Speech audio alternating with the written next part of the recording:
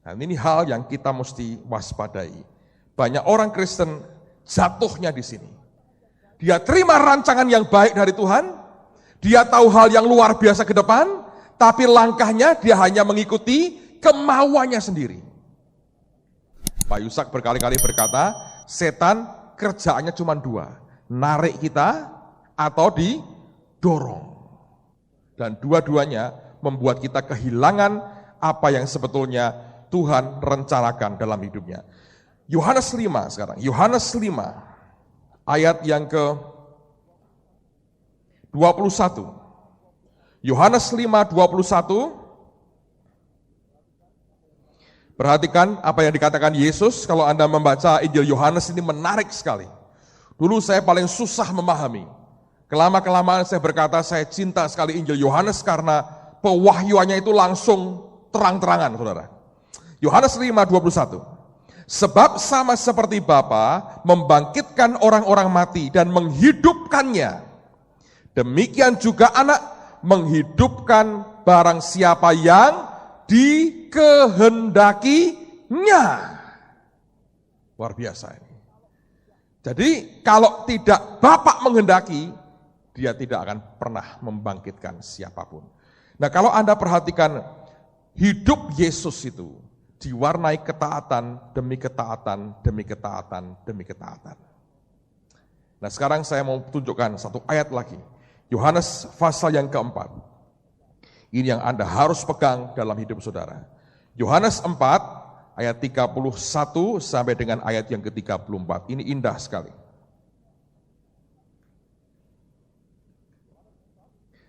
Yohanes 4 ayat 31.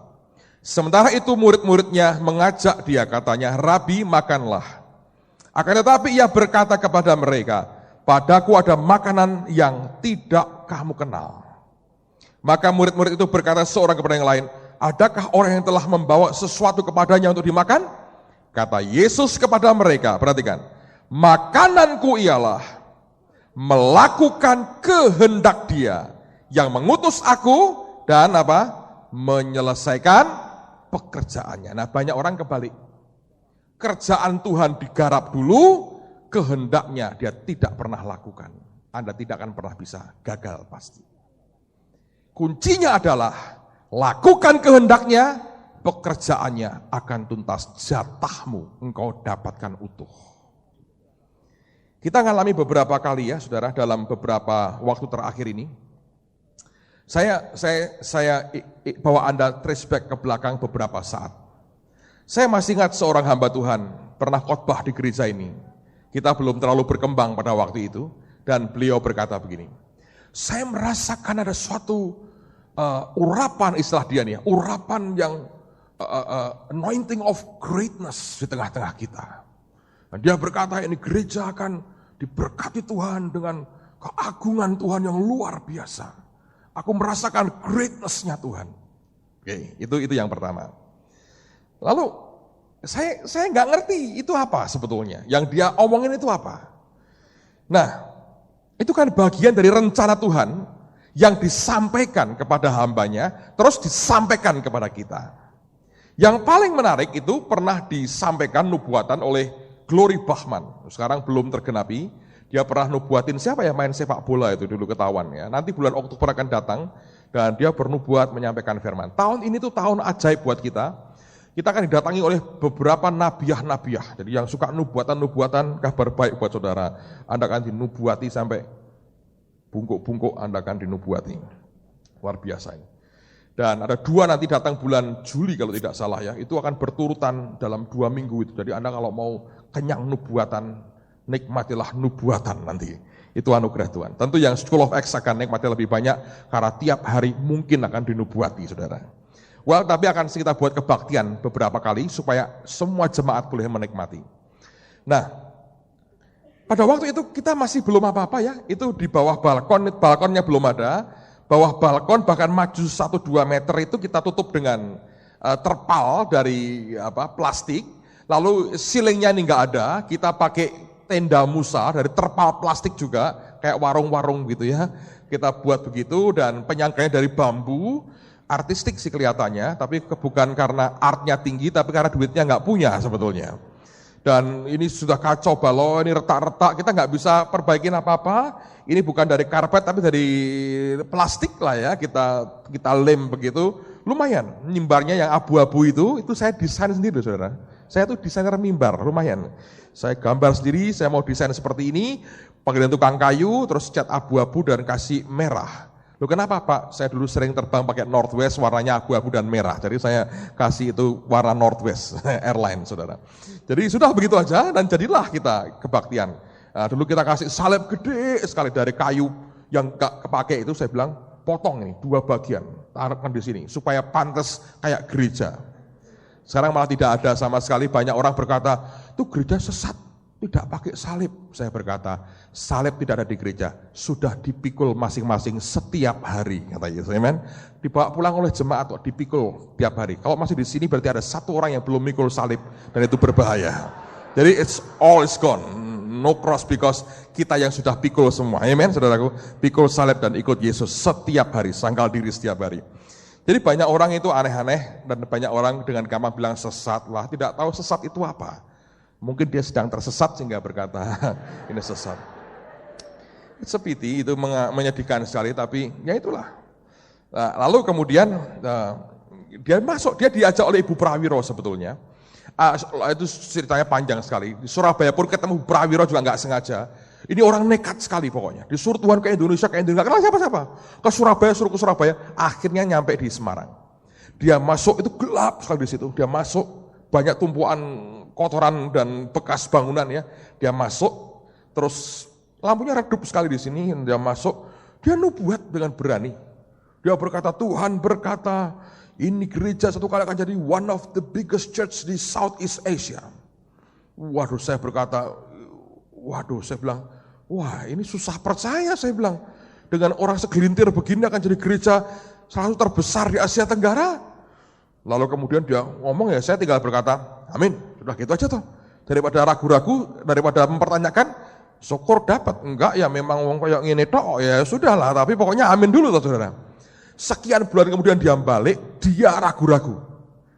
Dia bilang, mungkin itu bukan jumlahnya ya Pastor Petrus, mungkin hanya pengaruhnya. Saya bilang begini, Glory, kamu tidak punya kewajiban menggenapkan nubuat yang kamu sampaikan. Jadi tolong jangan kamu kurangi, jangan kamu tambahi, nubuatanmu sudah biarkan nubuat. Kalau Tuhan mau biar jadi, jangan dibatalkan. Saya berkata, oh iya, thank you. Saya berkata, ya mestinya begitulah. Mari kita lihat sama-sama. So, ada banyak orang memberikan nubuat yang luar biasa. Nubuat luar biasa. Dan seringkali kita ini sebagai hamba Tuhan, kita merasa bahwa kita ini kurang. Anda percaya nggak, saya ini pernah dimarahi seorang pendeta.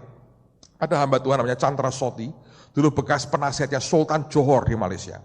Kami masih kebaktian di belakang sini saudara, jumlahnya nggak banyak, Anda kalau masih ingat itu satu kota kira-kira 125 orang lah. Dia nubuatin orang banyak hal, lah saya kan kepingin. Saya bilang aku mau didoakan lah, minta karunia lagi lah, didoakan. Saya maju terakhir sekali dengan kusuk dengan bersungguh-sungguh saudara. Seperti layaknya orang karismatik, saya angkat tangan saya arahkan hati saya kepada Tuhan. Saya pikir dia berkata, hai anakku, aku mengasihi engkau dengan luar biasa, sehingga saya bisa goyang-goyang ingin terima nubuat. Enggak, ternyata dimarahi. Dia berkata, kamu selalu minta tambah. Kamu ngerti enggak? Kamu sudah punya banyak. Saya bilang, banyak apa? Wong jumlahnya segitu kok banyak. Ini gedung belum lunas, semuanya masih berantakan. Punya banyak apa? Dia bilang, kamu selalu kekurangan, merasa kurang. Yang kamu punya sudah banyak. Duduk katanya. Enggak jadi saya, mundur ya, sudahlah. Logik sekali itu aku disayani pendeta saudara. 2 kali lah ya, ada satu lagi yang begitu juga. Tapi ini, jadi ada waktunya, ada banyak orang yang memberi kita hal. Nah, perhatikan. Tapi langkah-langkahnya Anda mesti perhatiin. Itu kan rancangan Tuhan dalam kehidupan kita. Dan memberikan akan hari depan yang penuh apa? Harapan. Jadi saya mau beritahu saudara, Anda orang yang paling berpengharapan. Yang memberikan pengharapan Tuhan bukan papi mamimu. Walaupun mereka juga luar biasa, Tapi Tuhan kalau ngomong lebih hebat dari mereka. Bahkan saya tidak bisa memberikan pengharapan apa-apa kepada saudara. Yesus kalau ngomong luar biasa. Nabi Yeremia dipakai, dia punya rancangan damai sejahtera, bukan kecelakaan, memberi kita hari depan penuh pengharapan. Itu luar biasa. Persoalannya, Anda ngerti nggak? Mesti mukulkan panahmu itu berapa kali? Di situ soal ketaatanmu hari demi hari menentukan. Saya belajar, sini gereja tak pelajarin saudara. Yang Tuhan mau itu apa? Kadang-kadang ada sekian bulan dia diam saudara. Diam, saya hanya ngenten, saya kayak orang nunggu aja, kayak orang mancing. Saya nggak tahu mesti bagaimana. Berbuat apa nggak tahu, ya diam aja. Orang bisa bilang ini blow on nih pendeta, saya bilang mungkin. Karena saya nggak ngerti apa-apa kok. Tapi ada saat dia bilang, gerak begini, itu ternyata luar biasa. Yang terakhir sekali ceritakan kan kayak Radio Rema itu. Kita nggak tahu apa, Anda tahu nggak? Ini ya, begitu SK kita keluar, sekarang lagi ribut-ribut soal rencana undang-undang penyiaran tuh. Karena itu masalah undang-undang baru belum bisa putus. Semua permohonan izin radio ditangguhkan. Jadi Cirebon, Salatiga, beberapa kota stuck semua. Kita ini keluar terakhir, tutup pintunya. Belum tahu sampai kapan nih. Ini yang kami dengar dari Pak Kris yang waktu itu ada meeting di Bogor. Saya bilang luar biasa tuh. Persis waktunya. Terlambat sedikit aja. Mungkin hari ini nggak ada Rema FM, saudara. Pastor Harold ngisi hari Sabtu yang lalu, Jumat malam di Indiana orang geger. Karena mereka pakai internet, suaranya sudah kedengaran sampai sana. Luar biasa. Walaupun yang lain tentu itu adalah bahasa Inggris dan bahasa roh buat mereka. Right? Bahasa Indonesia kan bahasa roh buat mereka. Itu Sarah ngomong apapun kan mereka nggak ngerti, ini bahasa roh lah. Right? Anda ngerti? Tapi itu amazing. Anda akan dengar kalau ada acara apa ya, RG Racing Generation itu orang-orang kirim dari Sydney, dari Orlando, dari Switzerland. Lumayan, my dream come true saudara. Keren sekali orang dari LA kirim ke mana, luar biasa. Not bad saudara. Dan saya tahu teman-teman di Amerika sebagian sudah klik tiap hari itu buat mereka, rasanya luar biasa ini. Ya orang Semarang senang sekali. Ini Semarangan banyak katanya. Terutama itu Panglipuran itu. Luar biasa. Dan mie telur. Tapi Anda tahu kan dari mana? Itu kan Tuhan berkata, buat. Itu ketika kalau kita tunda. Waktu Tuhan suruh kita nggak punya duit. Kalau ditunda, nggak tahu jadinya apa. Kita hanya belajar, ya bagian per bagian Anda belajar taat. Ketaatanmu itu akan membuat engkau menggenapkan yang Tuhan rencanakan dalam hidup saudara. Kalau enggak, jatahmu enggak dapat saudara. Rugi. Ya. Loh Pak, ruginya seperti apa? Saya beritahu. Itu seperti saudara naik sepeda motor, jalan gigi 1. Itu kan bisa berapa tuh? 4. Sudah lama naik brompit. 4 ya? Ya maafkan saya, bukan tertinggi hati, memang nggak sempet aja. Giginya kan 4 ya? Bukan giginya 4, first nilainya 4. Itu kan potensinya kan 4. Coba jalanin. Saya masih ingat waktu saya pacaran sama istri saya ini. Saya dulu nggak bisa nyetir, saudara. Nggak bisa. Baru coba belajar sekali 2 kali. Dia bawa mobil kecil, apa ya dulu ya, merek apa ya? Suzuki yang berondol dulu saudara. Lalu kemudian kami berdua ke rumah kakaknya, dia di Keranggan, dia yang setir, saya duduk di sebelahnya.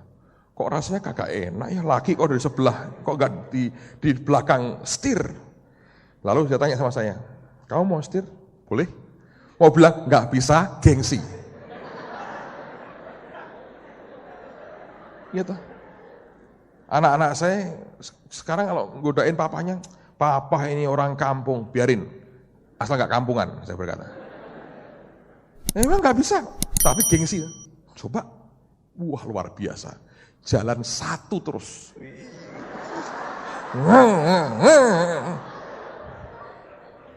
Dia bilang, ayo dioper. Ya, terus oper 2. 3 detik, balik 1 lagi. Dia bilang, loh kamu bisa nggak? Ini ketiga kalinya saya berkata.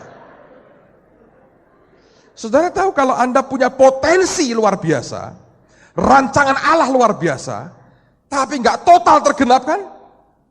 Kayak Anda naik motor gigi satu, ngeden tok, bayangin. Enaknya di mana? Kan nyampe Pak, ya nggak apa-apa, mak bodol kendaraanmu saudara. Right? Sama dengan hidup kita. Rancangannya luar biasa. Mestinya nikmati semuanya. Asal langkah-langkahmu harus dalam ketaatan dengan Dia. Sekecil apapun Tuhan berikan dalam ukuran Tuhan, luar biasa besarnya di bumi. Seperti saya berkata, kira-kira emas 3,1 miliar hari ini di tangan kita. Dan itu menurut saya besar untuk orang mulai kerja dengan angka sekian. Jadi yang penting buat kita itu jalan seperti yang Dia mau. Sekarang tanah gereja ini, Holy Stadium. Wah, saya kalau lihat ini saya bilang, Tuhan ini kalau bukan Engkau nggak mungkin. Tuhan kan bilang, saya cerita dengan Anda berkali-kali, sebulan setengah yang lalu lah. Mau ke School of Acts. Dia bilang, mulai melangkah. Nah, tak pikir mulai melangkah itu kan ya pelan-pelan. Saya hanya lupa. Dia berkata, bumi tumpuan kakiku. Dia melangkah itu, regedek itu kita kayak kepontalan ternyata, saudara. Regedek itu apa ya bahasa? Ya itu. Jadi kita urus. Saya mau beritahu saudara, izin sudah di tangan kita, sudah keluar izin gereja pembangunan.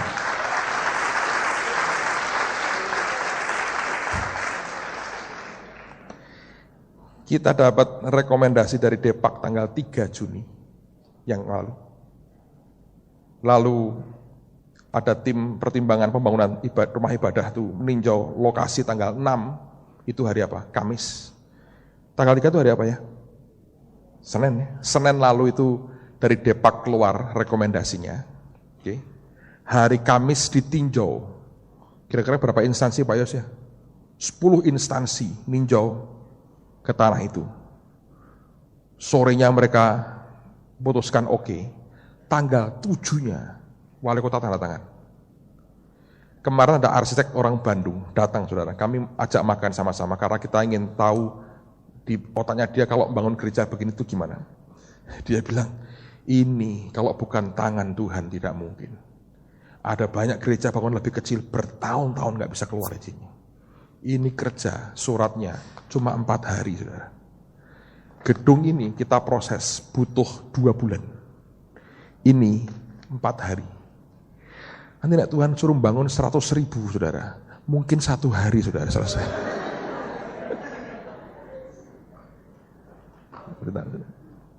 Nah, bukan Tuhan nggak bisa keluar, nggak bisa. Itu anugerah Tuhan. Memang Tuhan pakai banyak pejabat bantu kita, serius. Tapi kalau hatinya nggak dipegang Tuhan, nggak mungkin, saudara, nggak mungkin. Saya nggak ada orang berpikir 1,5 bulan yang lalu dia baru berkata mulai melangkah. Hari ini surat izin prinsipnya sudah di tangan. Saya mau beritahu, ini loh Tuhan, saudara. Nah, langkah-langkahnya ya begitu. Ya, emang benar. One day, saya berdoa lah. Saya menghimbau Tuhan. Kalau boleh Christmas tahun depan, kita sudah bisa celebrate itu di sana. Tahun ini rasanya masih perlu waktu lah untuk gambar, untuk segala macamnya. Tapi I hope Christmas tahun depan. Dan saya sudah berkata pada istri saya, pada diri saya, orang pertama yang akan saya undang adalah Pastor Harold and Jenny, saudara. Amen. Mereka akan nyanyi dan semua akan slain in the spirit. Luar biasa. Saya percaya itu akan jadi kenyataan. Dan one day, dengan baik-baik, Tuhan tidak pernah iseng kasih kita 12.000, ben di situ lo ngewe sing liyane malaikat. Never. Malaikat gak butuh kursi seperti kita butuh kursi. Kalau dia berikan 12.000, satu hari akan penuh 12.000 orang setiap kebaktian. Hanya sekarang persoalannya, melangkahnya ini pas tidak dengan kemauan Tuhan. Nah ini yang setiap kali, setiap hari saya berkata, Tuhan tolong kami. Supaya jangan ada satu langkah pun yang kami ambil tanpa kami bertanya-tanya kepadamu. Tuhan merancangkan yang luar biasa buat setiap kita. Tapi ingat saudara, ketaatan kita yang luar biasa harus ada.